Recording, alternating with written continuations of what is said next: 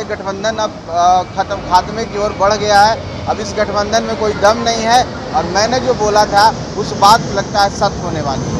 संतोष जी, चिराग पासवान की party BJP में विलय कर सकती है। हम लोग एनडीए में हैं, अगर वो भारतीय जनता पार्टी उनको लेने के लिए तैयार है तो हम लोग स्वागत करेंगे। अब तो 4 सीट हो गया है, हम अगर उनके अंदर थोड़ी भी जो नीतीश कुमार पुराना नीतीश कुमार है जिसके लिए जाने जाते हैं, तो हम समझते हैं कि माननीय तेजस्वी यादव जी से उनको इस्तीफा मांगना चाहिए। हम उन नीतीश कुमार को देखना चाहते हैं, बिहार उस नीतीश कुमार जी को देखना चाहता है, उनकी अंतरात्मा की आवाज़ को हम सुनना चाहते हैं। अंतरात्मा की आवाज़ कैसे निकलती है 2-3 दिनों में पता चलेगा। अगर इस्तीफा नहीं लेते हैं तो मैं समझूंगा नीतीश कुमार जी, जो नीतीश कुमार जी को पूरा राज जानता था, जो जंगल राज से इस राज को बाहर निकालने का काम किए, वो नीतीश कुमार जी खत्म हो चुके हैं। को इस्तीफा दे देना चाहिए। इस्तीफा दे करके युवा हैं, एक अलग मिसाल कायम करना चाहिए कि हम इस्तीफा देते हैं और हम जब पूरी तरह से बरी होके आएंगे तब फिर जनता के सामने। नमस्कार, आप देख रहे हैं लाइव बिहार। मैं हूं आपके साथ असलम अब्बास। हिंदुस्तानी अवाम मोर्चा सेकुलर जीतन मांझी की पार्टी जिसको हम कहा जाता है, वहाँ जदयू के पूर्व नेता नीरज पटेल अपने कार्यकर्ताओं के साथ आज हिंदुस्तानी अवाम मोर्चा सेकुलर में शामिल हो गए। इस मौके पर बिहार सरकार के पूर्व मंत्री संतोष कुमार सुमन, जो कि जीतन मांझी के बेटे हैं, उन्होंने नीतीश सरकार पर साथ के साथ तेजस्वी यादव, जो कि बिहार के मौजूदा समय में डिप्टी सीएम है, जबरदस्त हमला बोला है। उन्होंने साफ तौर पर कहा है कि आज हमारी पार्टी जीतन मांझी के विचार, हिंदुस्तानी अवाम मोर्चा के सोच के आधार पर सैकड़ों लोग हमारे साथ आज जुड़ने के लिए तैयार हैं। दूसरी तरफ नीतीश कुमार को उन्होंने साफ तौर पर कहा कि आज उनकी अंतरात्मा मर गई है। जिस तरीके से तेजस्वी यादव के ऊपर सीबीआई, ईडी, आईटी की कार्रवाई हो रही है, लेकिन अंतरात्मा उनकी नहीं जाग रही है।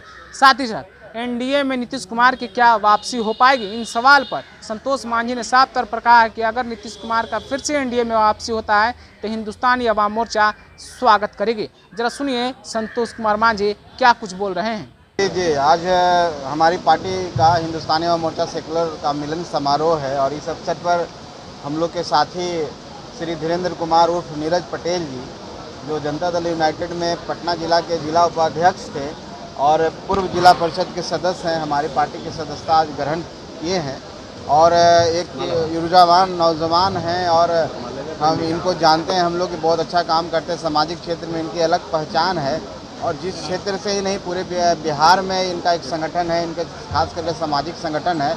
इनके आने से हमारी पार्टी में मजबूती मिलेगी और मैं आपके माध्यम से इनको मैं पुनः धन्यवाद देता हूं अपनी पार्टी में आने के लिए। और आपके सामने मैं आज इनको 1000 की जो आजीवन सदस्यता है इनको दे करके मैं अपनी पार्टी में विधिवत रूप से इनको हम शामिल करते हैं।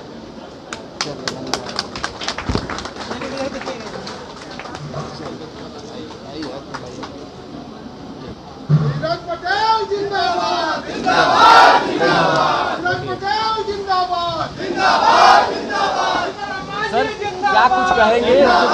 विभागीय मंत्री जो अभी SC/ST के हैं रत्नेश सरा जी, उन्होंने आपके कार्यकाल के कार्यों की जांच कराने के आदेश जारी किए। अब इस पर हम क्या कर सकते हैं? वो मंत्री हैं, वो कुछ भी कर सकते हैं। जांच कराने दीजिए, उससे क्या फ़र्क पड़ता है? उनकी जैसी उनकी भावना है उस पर भावना में अपना करना चाहिए और ज़रूर करना चाहिए और सबका जांच होना चाहिए। जितने लोग बने हैं आज तक सबका जांच होना चाहिए। मैं उनको शुभकामना देता हूं, साधुवाद देता हूं कि अच्छा कदम है। क्या लगता है कि दल से अलग होने के बाद ये इंटेंशनली कार्रवाई की जा रही है? ऐसी कोई बात नहीं है, मुझे तो नहीं लगता ऐसी बात। माननीय मंत्री जी पता नहीं क्यों इस तरह का स्टेटमेंट दिए, वो जाने, लेकिन ऐसी कोई बात नहीं है और मैं उन पर ज़्यादा टिप्पणी नहीं करना चाहता हूँ। जो है वो होने दीजिए, जो ना है वो भी सब ठीक है। मैं जहाँ पर हूँ और मैं वहाँ से आया हूँ अपना अस्तित्व, पार्टी के अस्तित्व को बचाने के लिए और पार्टी के अस्तित्व बचा करके हम लोग आज हैं। तब हमारे साथी देखिए, नए नए साथी हमारे साथ जुड़ रहे हैं, हम लोग का आकार बढ़ रहा है। यही देख करके लोग परेशान हो रहे थे, छटपटा रहे थे, इसलिए हमको कहें कि अपनी पार्टी में मर्ज कर जाओ। लेकिन संघर्ष का रास्ता हमने अपनाया है और संघर्ष करने वाले की हमेशा जीत होती है। बाकी इन सब चीज़ों पर हम लोग ध्यान नहीं देंगे। एक सवाल है कि जिस तरह से इन दिनों जेडीयू और राजद में आपस में ही ठना हुआ है, बिहार सरकार के मंत्री अशोक चौधरी हो या फिर राजद के MLC सुनील सिंह एक दूसरे पर आरोप प्रत्यारोप कर रहे हैं, क्या लगता है? आपने दावा भी किया था सर। जी, और मैंने जो बोला था आप सबके सामने है और कहीं ना कहीं ऐसा लगता है क्योंकि दो व्यक्ति जब सामने आते हैं, दो पार्टियों का दो पक्ष हो जाता है। जो महागठबंधन है उसमें प्रबुद्ध व्यक्ति हैं, पार्टी के बहुत शीर्ष नेता हैं और पार्टी के शीर्ष नेता के बहुत करीबी हैं। जब ऐसे लोग आकर के बोलते हैं एक दूसरे के खिलाफ तो एकदम ऐसी लगता है कि अब ये गठबंधन अब खात्मे की ओर बढ़ गया है। अब इस गठबंधन में कोई दम नहीं है और मैंने जो बोला था उस बात लगता है सत्य होने वाली है। क्या लगता अब ये विषय मेरा नहीं है, ये विषय माननीय नीतीश कुमार जी का है और भारतीय जनता पार्टी का है। इसमें मैं टिप्पणी करने वाला कौन होता हूँ? आपकी राय क्या है? अब देखिए, हम लोग एनडीए में हैं, अगर वो भारतीय जनता पार्टी उनको लेने के लिए तैयार है तो हम लोग स्वागत करेंगे। अगर वो नहीं लेने के लिए तैयार, लेकिन उनकी तरफ से जो बयान आ रहा है कि उन दरवाजे बंद हैं, तो हमको नहीं लगता है कि वो लेंगे। लेकिन अगर भारतीय जनता पार्टी माननीय नीतीश कुमार जी को अपने साथ लाते हैं तो हम उनका स्वागत करेंगे। हम लोग सब अभी बैठक कर रहे हैं इसके बाद, और हम लोग भी पूरी जोड़ से जितनी हमारी क्षमता है हम लोग मिल करके सरकार के जो खामियां हैं उसका उजागर करने के लिए हम लोग पूरे विपक्ष एक होकर के साथ कंधा से कंधा मिला करके सरकार का विरोध करेंगे। और जो भी, चाहे वो शिक्षा की बात हो, किसी भी जो मुद्दे अभी तक आप देख रहे हैं सब पर हमारा जोरदार विरोध रहेगा। ठीक, थैंक यू। आप सब आ गए हैं, अभी महागठबंधन की सरकार में ही दरार देखी जा रही है। क्या लगता है सदन की कार्रवाई सुचारू रूप से कर पाएगी? तेजस्वी यादव 50 नहीं है। अब माननीय नीतीश कुमार जी को तय करना है, उस पर हम क्या बोले, लेकिन इतना हम बोल देंगे आपके माध्यम से कि 17 में इसी तरह का एक पटकथा लिखी गई, इसी तरह के एक दुर्घटना घटना जो भी उसको पहले हुआ है और उसमें माननीय नीतीश कुमार जी ने समर्थन वापस लिया।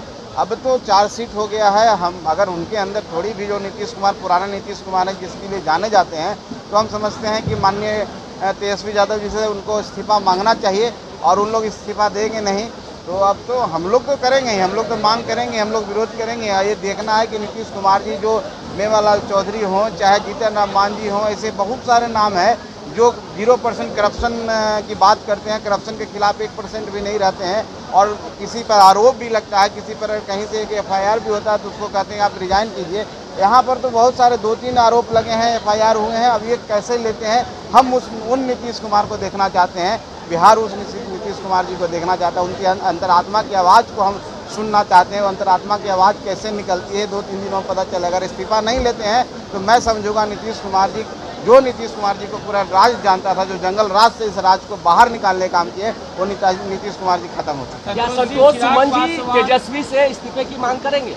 हाँ, एकदम मांग करेंगे। हम तो आज आपके माध्यम से मांग करते हैं कि उनको इस्तीफा दे देना चाहिए। इस्तीफा दे करके युवा हैं, एक अलग मिसाल कायम करना चाहिए कि हम इस्तीफा देते हैं और हम जब पूरी तरह से बरी होके आएंगे तब फिर जनता के सामने, जनता के बीच में तो ऐसे भी रहेंगे, लेकिन एक मॉडल कोड जो होता है, एक आदर्श होता है, उसको उनको स्थापित करना चाहिए। संतोष जी, चिराग पासवान की पार्टी बीजेपी में विलय कर सकती है? ऐसी जानकारी मुझे नहीं है। विलय करने का तो कोई बात नहीं है, और क्या है नहीं है इस पर मैं टिप्पणी नहीं कर सकता। विलय होता है तो फिर क्या आप लोग? नहीं, इस पर मेरी कोई जानकारी नहीं है, इस पर टिप्पणी करने का मुझे कोई औचित्य नहीं है। तो आपने संतोष कुमार मांझी को भी सुना है किस तरीके से मुख्यमंत्री नीतीश कुमार पर भी हमलावर है, साथ ही साथ वो किस तरीके से बोल रहे हैं। मंत्री रत्नेश सदा, जो कि SC/ST कल्याण मंत्रालय के मंत्री हैं, उनके जांच के सवाल पर उन्होंने कहा कि अगर माननीय मंत्री को लगता है कि कुछ गड़बड़ हुई है, जांच करना चाहते हैं, तो इसके लिए वो स्वतंत्र है, लेकिन ऐसी कोई बात नहीं है। तो दूसरी तरफ तेजस्वी यादव पर भी उन्होंने बोला है, नीतीश कुमार पर भी बोला है, आपने खुद सुना भी है।